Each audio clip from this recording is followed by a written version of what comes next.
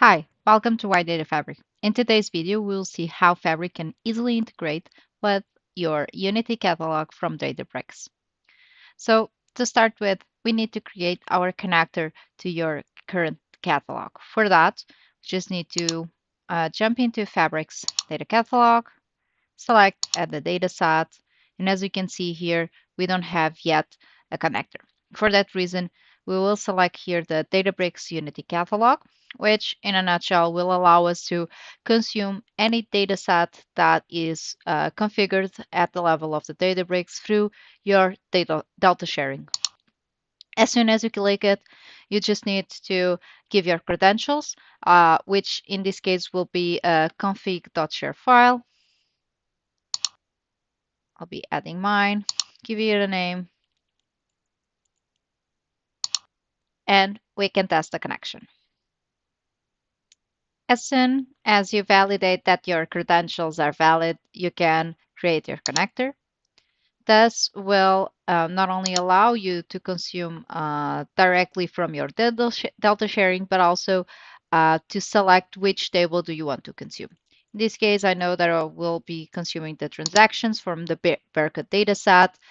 In here, as you can see, I have all the available tables that I have defined at the level of my delta sharing. So we have uh, all the shares that are available as well as all the schemas. So everything is listed. I'll be selecting the transactions table, and from there, I'll be configuring the dataset type. As in this case, I'm working with the time series. That's exactly what I'm going to select. I can as well automatically through the features from Fabric Data Catalog identify PII. So in case my data set does have some PII, I can automatically identify. I'll be selecting it. I can give a description. Just because I'm consuming from another catalog, I may want to add a specific description for my data science project as well as a tag. Click on Create Dataset, and this will add to my Fabric data catalog a new data source to work with, either for synthetic data generation, for data quality cleaning, or even to develop new models. As soon as my data source is available, I'll have a green light and I can enter its detail.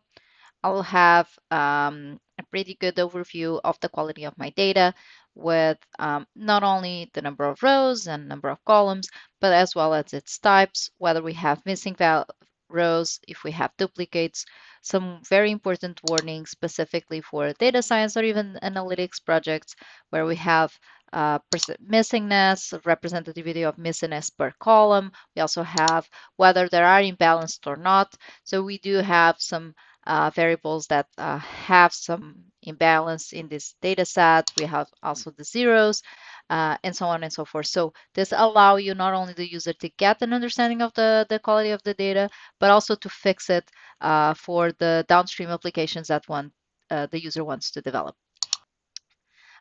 We also got pretty good profiling per variable. So if you want to drill down in some of the specifics or even the warnings that we have shown, you can do that. You can also assess the correlations per variable and have a very good understanding linearly how your data set is behaving in terms of correlations.